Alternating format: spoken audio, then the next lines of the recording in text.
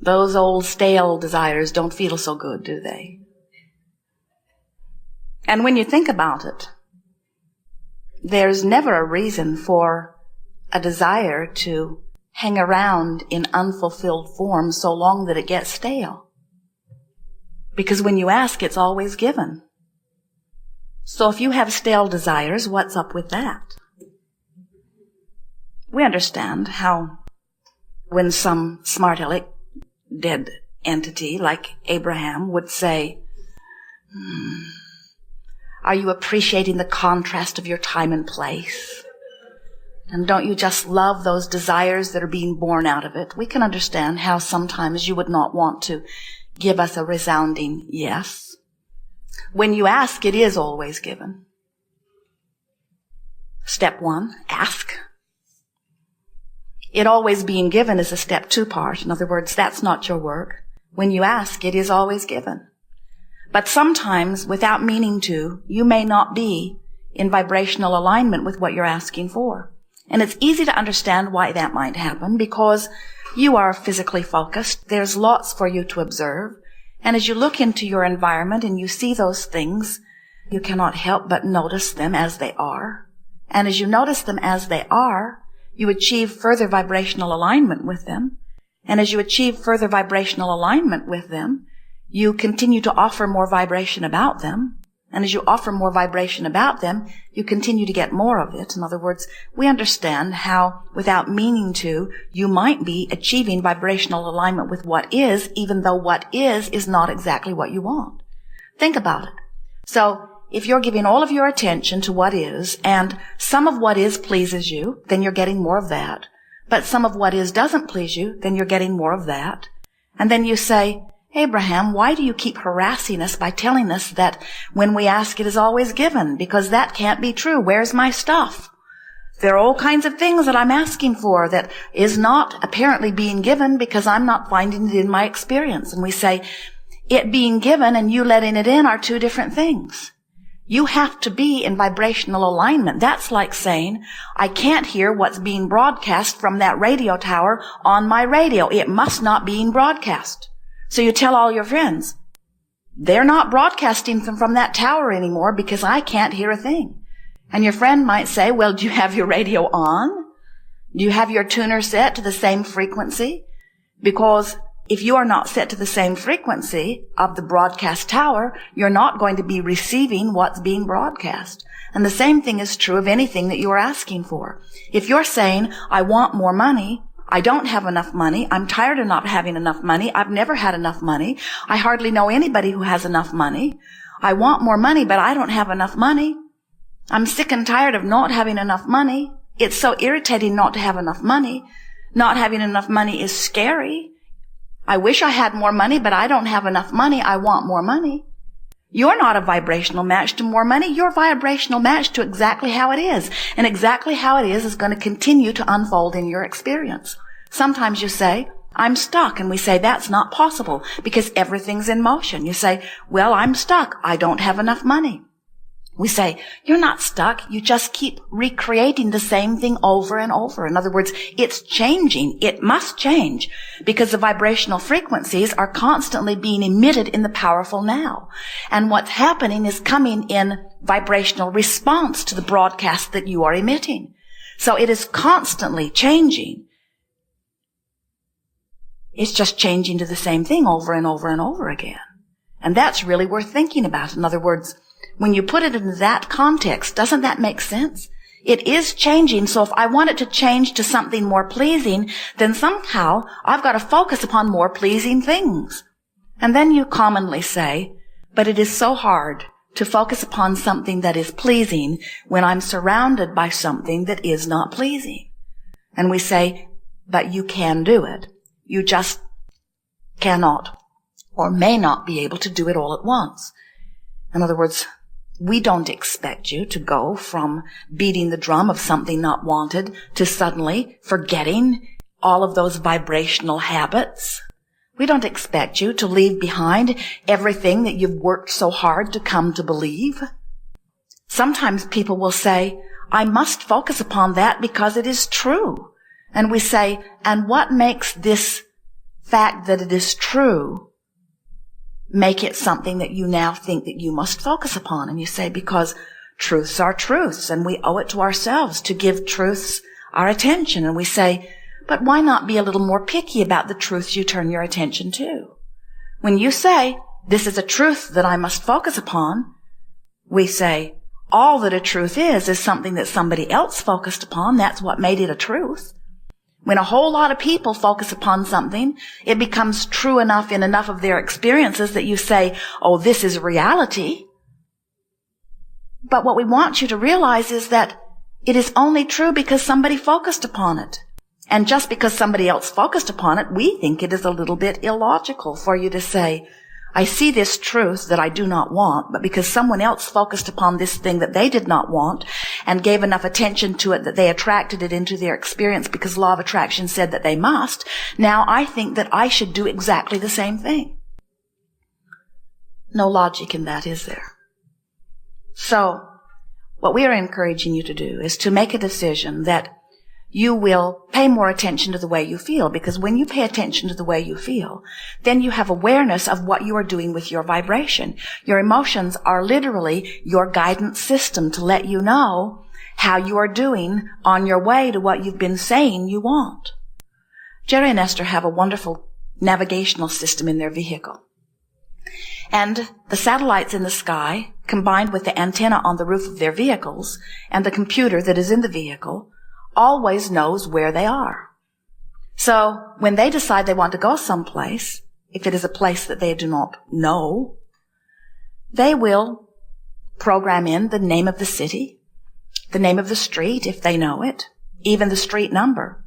And Magellan will say to them, please proceed to the highlighted route. And then Magellan will guide them turn by turn to where they say they want to go. Magellan never says to them, where have you been? Because that has nothing to do with the only task at hand. The only task at hand is getting from where you are to where you want to be. And Magellan is so clear about what you said. It's a woman's voice. The man's voice was far too bossy. So Jerry and Esther affectionately call her, she. Jerry sometimes will say, shut that broad up. Because she is relentless. She never forgets what you told her you wanted. She never forgets where you said you want to go. So if you take a side trip, if you stop at Taco Bell or stop for fuel, Magellan will say, please proceed to the highlighted route. Please proceed to the highlighted route. Please proceed to the highlighted route. Please proceed to the highlighted route. She does not become more agitated. She does not get louder, but she insistently continues to say, please proceed to the highlighted route. And eventually, if you continue to ignore her and you go very far from the route, she will say, when possible, make a legal U-turn.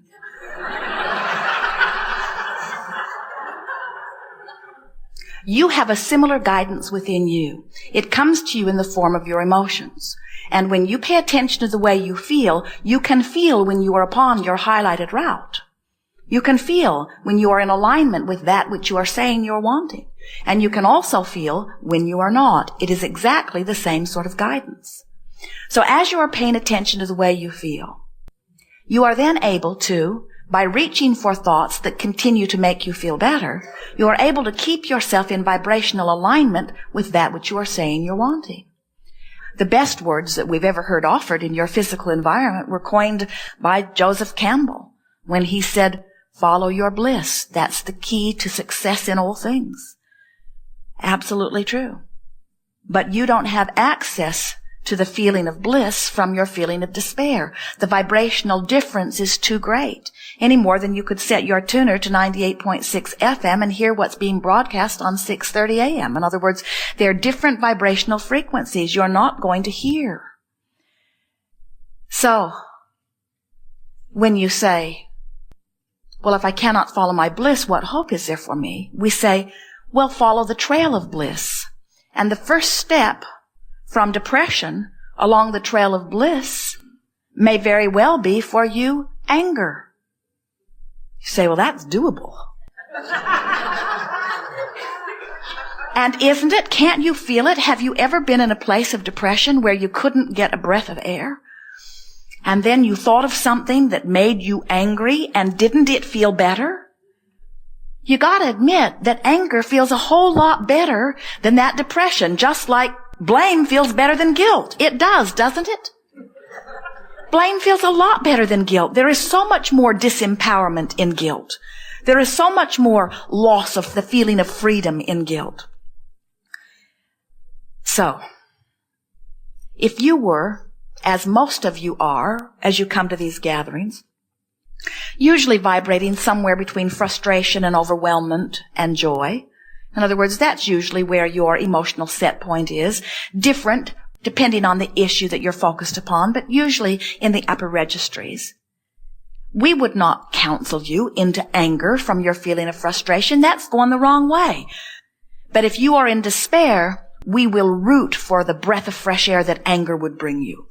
And the reason that we would coach you into anger is because we know that in that anger, you're going to feel some relief, and in that relief, you're going to have moved your point of attraction. It will have shifted a little bit. In other words, you're not as stuck in disallowing the well-being that you've been asking for as you were in your despair.